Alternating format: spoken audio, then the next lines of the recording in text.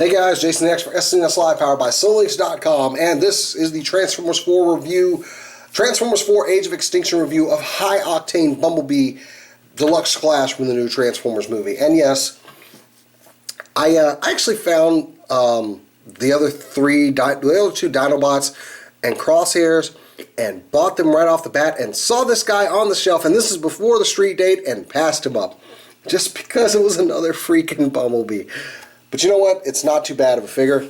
I can't really say anything bad about it. So let's go ahead and take a look at the packaging he comes in. So yeah, you got a look of B right there in his classic Camaro mode. It took me a while to get what the car was. Anyway, let's look at it in this vehicle mode. Hasbro. The instructions are back there. Transformers Generations Deluxe Class. Oops. Get up here. I don't have any fingernails.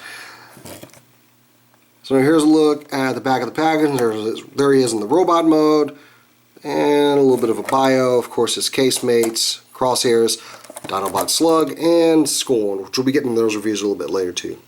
So yeah, classic Camaro mode, not too bad. But that's packaging. That noise. Here's the figure. And yeah, I was actually looking for some Bumblebees to compare them to, and I couldn't find any Bumblebees from the previous movie line. I'm just kidding, of course I could find him. Here he is with the Dark of the Moon Bumblebee that came out. So yeah, they're not too different in size here. Comparison here is with Generations Bumblebee. So yeah, good size comparison, you know. But as far as this car mode, I dig this muscle car. Really like this muscle car. I do find that this hood seems to be a little bowed up here, but it's not that bad. It just doesn't want to seem to go down and click into place too much. But no, I really like this guy. Nice details on the rims there. Nice Autobot logo there. But yeah, nice black Camaro. Kind of reminds me of what happened to B in Prime. Yellow spoiler. Yeah, not too bad. Old school. Love the grill on this guy. Of course, underneath, there's the head where it always is on Bumblebee figures from the movie line. There's his arms, there's his feet. It unfolds the way you would probably expect it to. But this is not bad. I actually dig the car. I can't wait to see what his next one looks like, because I know he's going to change modes in the movie at some point. So, yeah, not too bad. Yellows and everything. So, yeah. So, go ahead and transform this guy. He's pretty easy. You want to take these out. Now, another thing to note, that all of this is clear plastic that's got paint over it, so keep that in mind. So yeah, open up the doors. You want to take the hood piece and just kind of bring it down, which is going to unlock a lot of things up here. Take the wheels and fold them back into the doors. This one we can go ahead and come back here and, well, actually we'll just keep going up here. Let's go ahead and split this hood and open up these tabs here, and you're going to see his head down there. Take these, the tabs are actually pinned into the hood. Bring that back. And this part, you just want to unpin it. Take this up. You can take the back window here, angle it up so it's kind of back against the car there. Fold these out.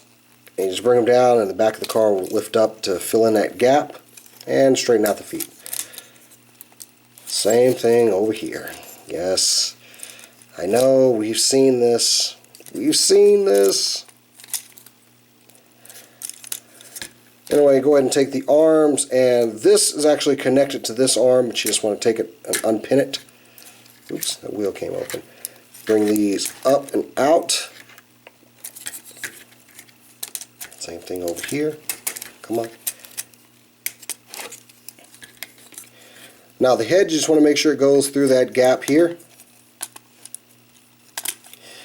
Now the two hood pieces, you're going to want to take them and bring them together, because these parts are actually, these parts here are actually going to go inside of that kind of squarish hole there and hold everything together and give him his distinctive grill chest. Let me bring this up so I can get it out of the way.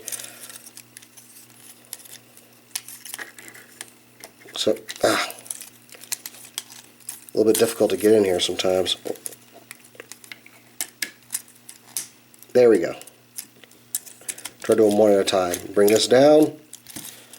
And there you have B in his robot mode. So, not that bad, but not that great either, because I hate this weapon. They could have done without this. They could have done without this little friction fire missile, which I'm just going to friction fire it right now to get it out of my way. Why don't we try that again? Hang on, hang on. Yeah. So anyway, it is nice that it just, I mean, it transforms with him, I guess. But honestly, not that great.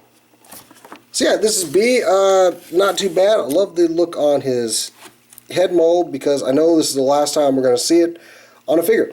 Because I've seen the other images of what he looks like in the next movie, and I'm really liking that head mold over this one. I'm kind of tired of this one.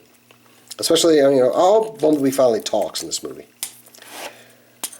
But yeah, it's not too bad. He gets a little kind of hollow in the middle, but it's very familiar. It's what we've known from Bumblebee figures. So I'm not complaining that much. I knew what I was getting into when I bought this guy, so hey, you know, that's on me. That's on me. Articulation-wise, he does have this ankle tilt here, but this is more for the transformation. Knee articulation, it only goes about that far. Like, I was just moving this down, but it does only go that far. Got some thigh swivels here, no waist articulation. The head's on a really nice ball joint.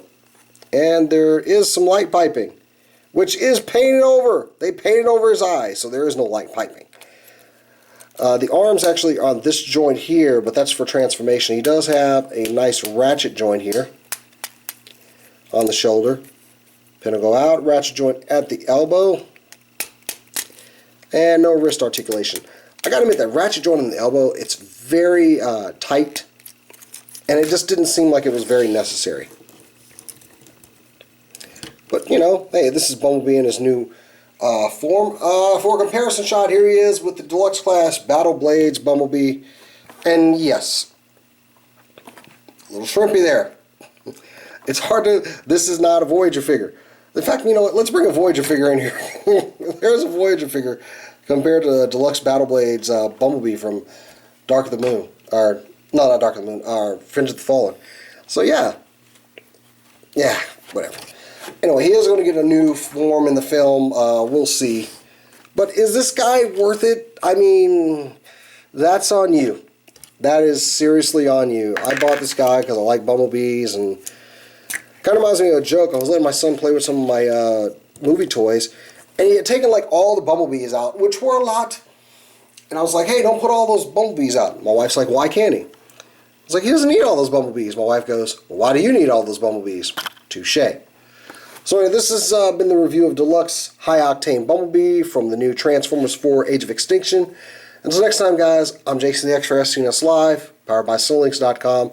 I'll catch you later.